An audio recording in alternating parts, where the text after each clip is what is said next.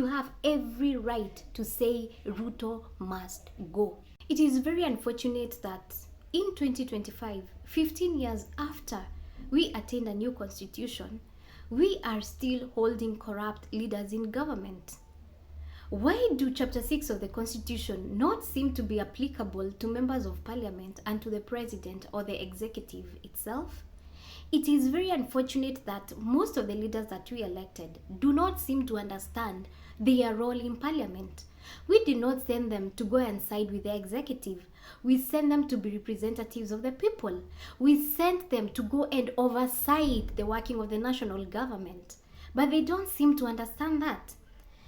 Article 1 of the Constitution states very well that all sovereign power belongs to the people of Kenya and shall be exercised only in accordance with the new constitution. If we send you to parliament and you're not representing us, you have no business sitting in that house. We should fight for reconstitution of the IEBC so that we can recall all these leaders home. Imagine a former AG raising allegations against the president. Serious criminal acts against the nation and against the international community. But the president is still serving just because our parliamentarians cannot rise to do their duties. Just because they want to benefit and eat something from this rogue government. What does Chapter 6 of the Constitution talk about corruption? What does it talk about integrity? That seems not to happen or not applicable as far as our parliamentarians are getting a salary. Why did we vote for you? Article 145 of the Constitution, which most of our leaders seem not to understand, talks about the removal of the president by way of impeachment. Who is supposed to lead an impeachment motion? It is a member of the National Assembly. Imagine we cannot get in 2025, in such an elite republic, we cannot get a third, at least 1/3 of members to move a motion for impeachment of the president. On ground that Part 1A, on ground of a gross violation of a provision of the Constitution. Imagine Part 2, where there are serious reasons for believing that the president has committed a crime under national or international law, and C, for gross misconduct. Imagine even when we have evidence. Imagine even when we demonstrated, even when the Attorney General, the immediate Attorney General, he said he has evidence. I can assure you nobody is going to go after him to tell him we need to ascertain these issues and find out if they are true. Imagine if the AG did not say no. Imagine where we would be as a country. Kama sahi tumefinyika vile tumefinyika. Imagine where we would be as a country.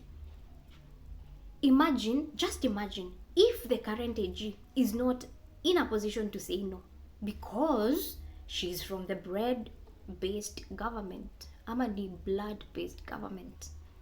Imagine where we are taking this country to the drain. Upon that, the clause number 2 of Article 145, if a motion under clause 1 is supported by at least 2/3 of all members of the National Assembly, the Speaker shall inform the Speaker of the Senate of the resolution within 2 days. Then the President will continue serving, blah, blah, blah, blah, blah, and then the entire process will continue.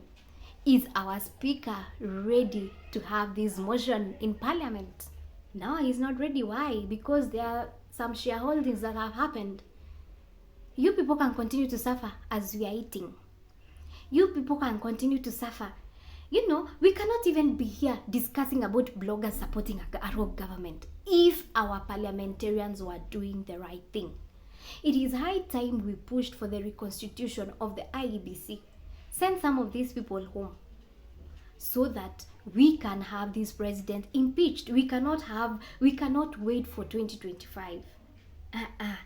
This is too much. We cannot wait for 2025. The Constitution of Kenya gives them a term limit, 5 years.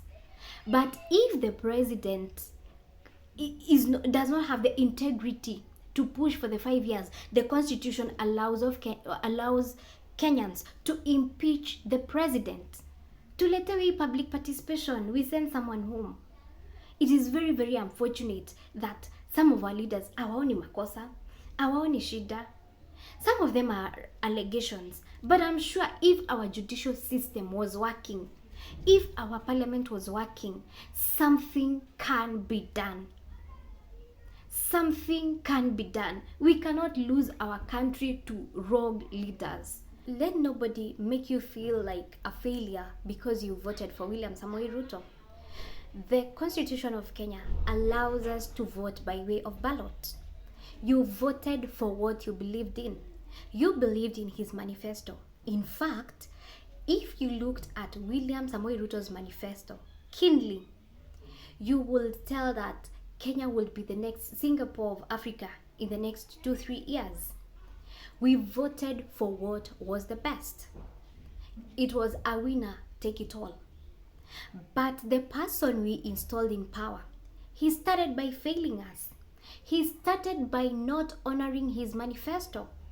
Therefore, you have every right to send William Samoei Ruto home. You have every right to say Ruto must go. Let nobody fool you that their candidate was the best. The candidate who was voted by a majority was the best. And if he's not fulfilling his manifesto and his mandate, if he does not have integrity, then the Constitution of Kenya allows us to ask him to go home. Our parliamentarians need to impeach the president. We have sent them with our voice. Let them not speak their voices. We have sent them. Go impeach the president of Kenya. He is corrupt. He does not have integrity. He is a criminal. Remember, he promised us Hustler Fund, a lot. What is happening with the Hustler Fund? The Auditor General has revealed that he Hustler Fund inapewa watoto hadi hawajazaliwa. It's being issued to even unborn kids, underage kids. Where are they? Corrupt dealings. I knew this president will not deliver. The moment he sent his parliament to Naivasha ati akawafunza kutumia fork and knife, I knew he will not deliver. Imagine a president who believes anybody who tells him no is incompetent. Imagine, just imagine. And then a leader who you gave authority amekataa kukutetea.